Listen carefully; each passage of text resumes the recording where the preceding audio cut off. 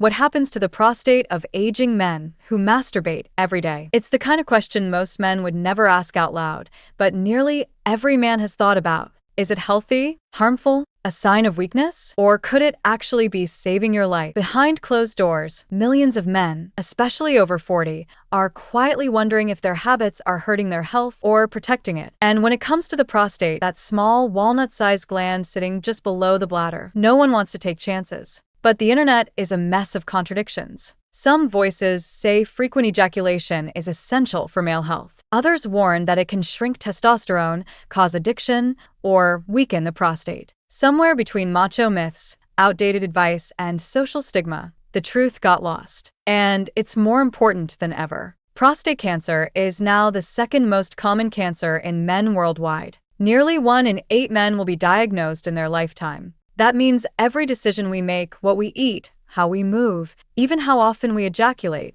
might matter more than we think. What if the truth is not shameful, but revolutionary? Let's rewind the clock. In the early 2000s, researchers at Harvard University quietly launched a long-term study. It would follow nearly 30,000 men over several years, tracking one simple variable: ejaculation frequency. It asked something deceptively simple: how often do you climax in a typical month? The answers varied wildly. Some men reported just 4 to 7 times a month. Others, over 21. At the time, scientists weren't expecting a massive difference in outcomes. But what they found shocked them. By the end of the study, the men who ejaculated at least 21 times per month had a 31% lower risk of developing prostate cancer compared to those on the low end of the scale. That's not a minor improvement. That's the kind of number you'd expect from a breakthrough drug, except this one required no prescription, just biology. Then, halfway around the world, Australian researchers found something eerily similar. Their cohort of men who ejaculated 4 to 7 times per week, roughly daily, had a 36% lower risk of prostate cancer before age 70. Again, the pattern repeated. And yet almost no one talks about it. Daily ejaculation acts like turning on the tap, clearing out old fluid, reducing pressure, and potentially expelling harmful agents before they can linger. Doctors call this the prostate flushing hypothesis, and it's gaining traction. But it doesn't stop there. Frequent ejaculation also appears to modulate hormonal activity. It reduces sympathetic nervous system stress on the gland, helping it relax. Some studies suggest it even alters gene expression in prostate cells, encouraging repair, reducing inflammation, and supporting healthy cellular turnover. The numbers don't lie. And even if ejaculation isn't a magic bullet against cancer, the physiological effects on the prostate are very real. With regular ejaculation, the prostate experiences relief, not just physically, but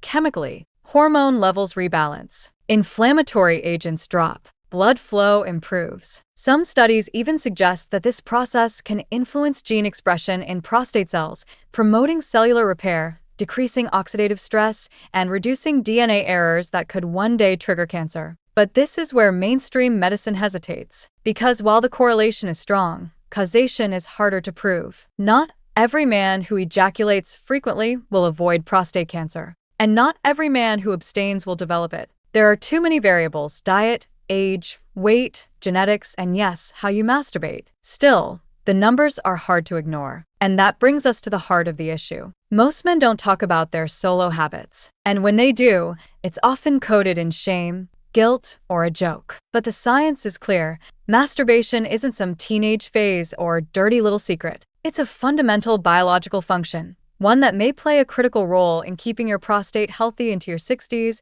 70s, and beyond. But here's something even more surprising. Masturbation might also be helping your entire body regulate itself. Research out of the Cleveland Clinic shows that orgasm causes a spike in oxytocin, the so-called love hormone. Oxytocin reduces cortisol, the stress hormone, while boosting dopamine, which enhances mood and motivation. This chemical cocktail promotes relaxation, better sleep, and a sense of calm that lowers systemic inflammation across the body, including in the prostate. Add to that a stronger immune response, improved sleep quality, and hormonal regulation, and you start to see the bigger picture. Ejaculation isn't just about reproduction. It's about maintenance. Still, it's important to draw a line here. We're talking about masturbation in balance. Not addiction, not compulsion, but conscious, healthy sexual expression. The danger isn't daily ejaculation. It's misunderstanding it. Some online circles have popularized the idea that abstinence is manlier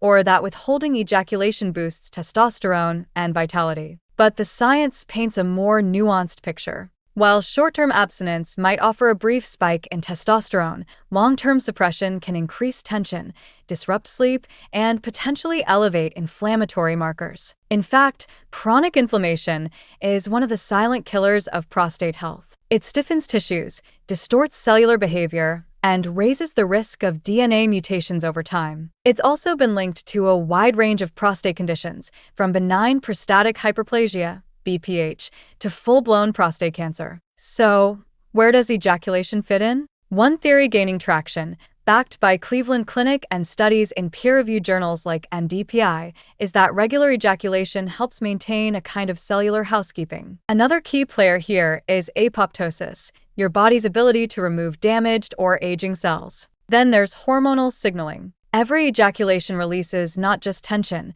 but biochemical messages throughout your body. Even prolactin, which gets a bad rap, serves a real purpose. It dampens overstimulation and allows the reproductive system to reset. And this isn't just theory, it plays out in real lives. In clinical settings, urologists have observed men with infrequent ejaculation habits report more frequent episodes of prostatitis, inflammation of the prostate that can cause pelvic pain, urinary issues, and even sexual dysfunction. While prostatitis can have many causes, lack of ejaculation is increasingly being recognized as a potential contributor. Now here's where it gets more surprising. Ejaculation may also play a role in immune regulation. Some studies suggest that seminal fluid contains not only reproductive cells, but immune-modulating molecules. When this system is in regular motion, the body adapts, maintains equilibrium, and avoids unnecessary immune overactivation. But when the prostate goes unused, when fluid builds up,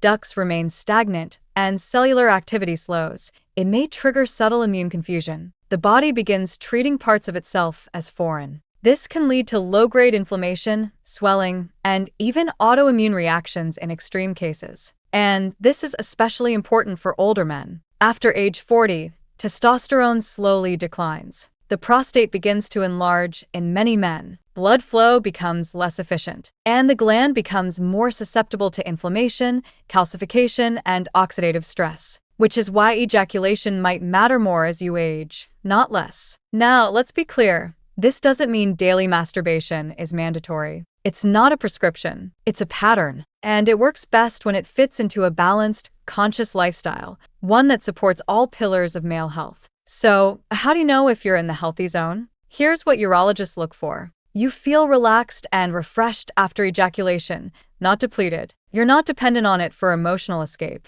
It doesn't interfere with your relationships, work, or physical energy. It's part of a larger routine that includes sleep, nutrition, and movement. But what happens when things go off the rails? Too much of anything can disrupt the body's natural rhythms. If masturbation becomes compulsive, driven by stress, boredom, or screen addiction, it may start to reverse the benefits. It can spike dopamine tolerance, create psychological fatigue, and even desensitize you to natural arousal cues. In rare cases, it can even raise prolactin levels too high, causing fatigue, brain fog, or difficulty with sexual performance. So, here's the truth. Daily ejaculation can be healthy, but only when it's in harmony with the rest of your life. It's not about quantity, it's about context. It's not about control. It's about connection to your biology, to your body's needs, and to a deeper understanding of how this incredibly intelligent system maintains itself. And that's why it matters. Here are 5 science-backed action steps every man should consider, whether you masturbate daily, occasionally, or not at all. 1. Establish a healthy ejaculation rhythm. Forget dogma. Forget shame. Think function. Based on the Harvard and Australian studies,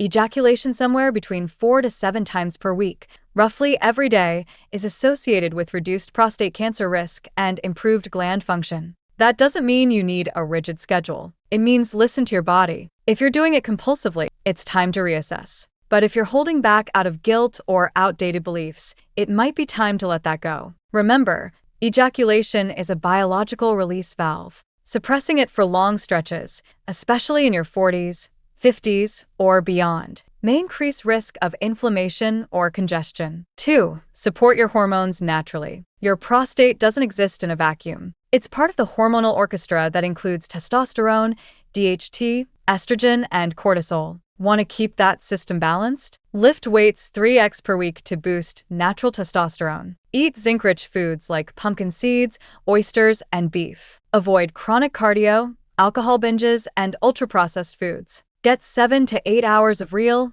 deep sleep because your body repairs at night. These habits don't just support your libido, they help regulate prostate-specific antigen, PSA, levels and reduce your long-term risk of prostate enlargement or dysfunction. 3. Flush with fluids. Here's something nobody tells you. Your prostate relies on hydration. Seminal fluid is 90% water, and thick, concentrated fluids can make drainage harder, leading to pressure and discomfort. So drink real water, not soda, not alcohol. Aim for 2.5 to 3 liters daily, especially if you live in a hot climate or exercise often. Hydration also supports kidney function, bladder health, and energy, all of which are intimately connected to how your prostate functions. 4. Get tested, don't guess. If you're over 40, it's time to get serious about monitoring your numbers. Ask your doctor about PSA, prostate-specific antigen, blood test, early marker for prostate issues, testosterone panel,